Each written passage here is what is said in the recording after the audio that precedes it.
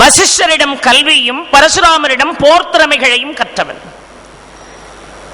அடுத்த வார்த்தை சொன்னா பாருங்க, மகப்பெருமவரில்.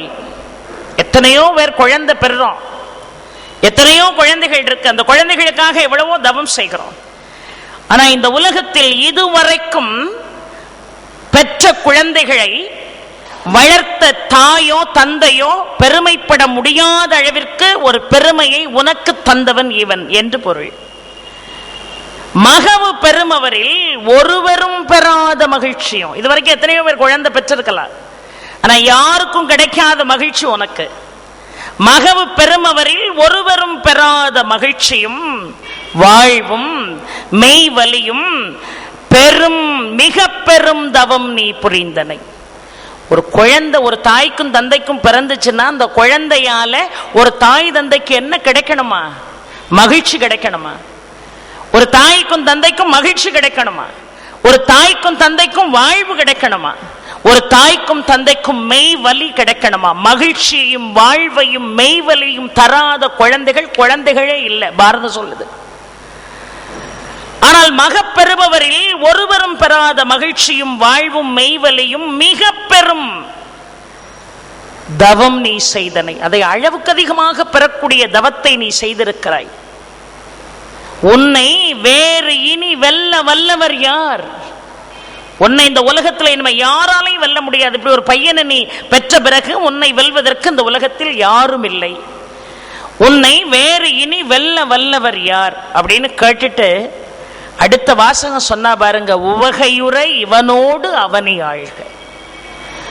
மகிழ்ச்சியோடு இவனோடு சேர்ந்து நீ என்ன செய்யணும்? இந்த நாட்டை நீ ஆழ வேண்டும் என்று அடிமேல் அடியெடுத்து வைத்து தகை பெறும் மயிலும் தலைவன் மேல் உள்ளம் தகையுற தடம் புனல் புகுந்தாள் என்று வில்லியார் பாடுகிறார்.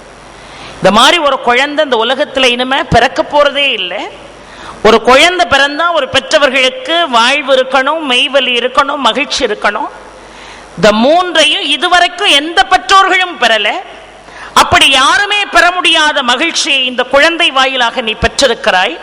இவனோடு சேர்ந்து நீ நாட்டை ஆழ்வாயாக என்று மகனை தந்தையினுடைய கையில ஒப்படைத்து புனல் புகுந்தாள், கங்கைக்குள்ள மீண்டும் போய் மறைந்து கொண்டாள். இப்ப இந்த மகனை அழைத்து கொண்டு நாட்டுக்கு வர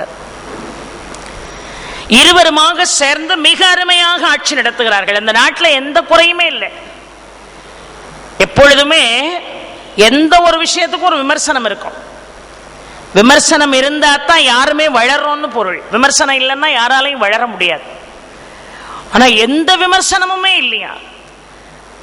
கம்பன் மிக அற்புதமாக கோசலை நாட்டினுடைய பெருமையை பாடுகின்ற பொழுது வன்மை இல்லை ஒரு வறுமையின்மையால், வறுமையினுடைய கோரமே தெரியல. காரணம் அந்த அளவுக்கு செல்வ செழிப்பு மிகுந்த நாடு என்று எப்படி பாடுகிறானோ அதை போல எந்த குறையுமே இவர்களுடைய ஆட்சியின் கீழ் இல்லையா.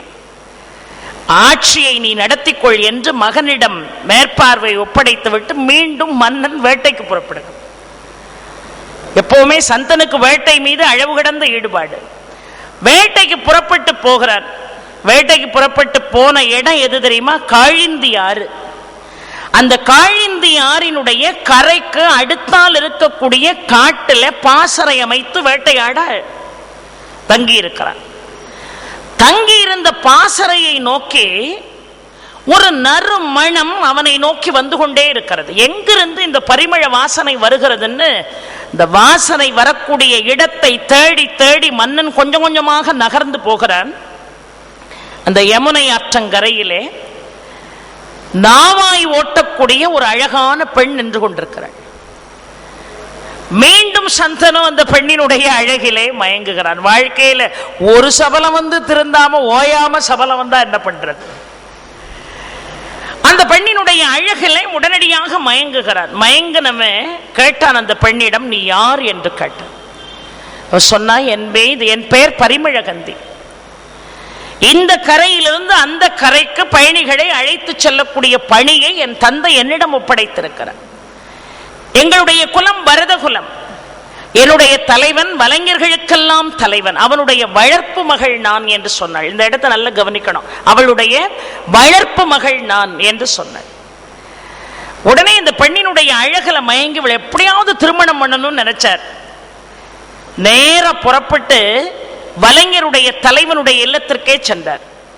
பரிமளகந்தியை அழைச்சிட்டு நேரம் அவங்க வீட்டுக்கே போயிட்டார். போய் இந்த பெண்ணை எனக்கு திருமணம் செய்து கொடுக்குறீங்களான்னு கேட்டார். அவர் சொன்னாரு, மிகப்பெரிய மேரு மலையிடம் ஒரு அணுவை துலாக்கோலிலே வைத்து அளவு பார்த்தது போல் இருக்கிறது நீங்கள் கேட்பது. நீங்கள் எவ்வளவு பெரிய மன்னன், குருகுலத்திலே மிகுந்த பெயர் பெற்ற மன்னன் நீ சந்தனு.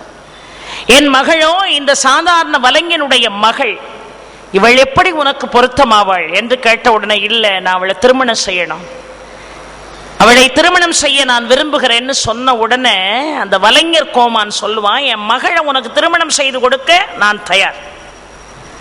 திருமணம் செஞ்சு கொடுக்கிறதுக்கு நான் எவ்வளவு புண்ணியம் பண்ணியிருக்கணுமோ அந்த புண்ணியங்கள் எல்லாம் ஒன்றாக சேர்ந்து உன்னை இப்படி கேட்க வைத்திருக்கிறது. ஆனா உனக்கு பிறகு நாட்டை ஆழ்வதற்கு பகீரதியினுடைய புதல்வன் அங்கே நாட்டிலே இருக்கிறான், பேர் தேவவிரதன்.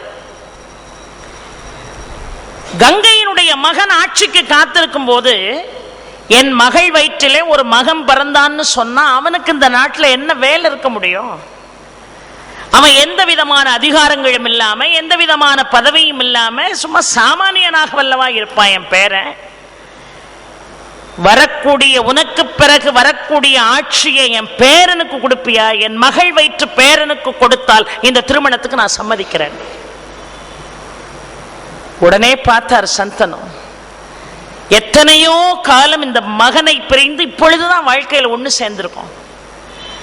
மீண்டும் ஒரு பெண் மீது காதல் வயப்பட்டு அதையே காரணமாக வைத்து இந்த ஆட்சியை தன்னுடைய மகன் இழக்கக்கூடிய நிலை வந்தால் அப்படி காதல் அவசியம் இல்லை. காதலா கடமையா என்று யோசித்தார். கடமைதான் முக்கியம் என்று காதலை தூக்கி எறிந்து அரண்மனை திரும்பி. ஆனா அரண்மனையில இருந்தாரே தவிர மனசு பூரா அங்க யமுனை ஆற்றங்கரையிலே இருக்கு. இந்த காதல் வயப்பட்டவனால மட்டும் ஒரு நாள் நிம்மதியாவே இருக்க முடியாதுங்க, அதான் உண்மை. அதை அனுபவித்தவர்களுக்கு தான் தெரியும். எல்லாரும் அதை கடந்து வந்தவர்கள் தான். மொத்த எல்லா வேலையும் எவ்வளவு துன்பம் வந்தாலும் எவ்வளவு சோகம் வந்தாலும் எதிர்கொண்டு நிற்பான் ஒருத்தன். காதல் வயப்பட்டா எப்பேற்பட்ட பராக்கிரமசாலி கூட இருந்த இடம் தெரியாம போயிடுவான். காதல் ஒரு மனுஷனை படாத பாடுபடுத்தும்.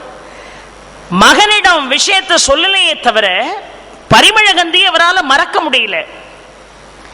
உடனடியாக அவளை நினைத்து நினைத்து ஏங்கி, எப்பேற்பட்ட அழகுக்குரியவனா, மன்மதனை போல அழகு பொருந்தியவன், தன்னுடைய அழகு அத்தனையும் சிதைந்து காணப்பட்டான். அழகே மழுங்கி போனது. அந்த காலத்துல நாமெல்லாம் சங்க காலத்து பாடல்களை படிக்கின்ற பொழுது, காதல் வயப்பட்ட பெண் தலைவனை பிரிந்திருந்த காலத்துல தன்னையும் அறியாமல் அவளுடைய வழை தானாக கழந்து கீழே விழுந்தது அப்படின்னு நாம சங்ககால இலக்கியங்கள்ல படிச்சிருக்கோம். இது பெண்ணுக்குரியது. ஆனா ஒரு ஆடவன் காதலிலே தோய்ந்து காதலை பற்றி சிந்தித்து தன்னுடைய அழகு முழுவதும் தேய நின்றான். மகன் பார்த்துக்கிட்டே இருக்கார். என்ன அறிவு கூர்மை படைத்தவர் இல்லையா தேவவிரதன்?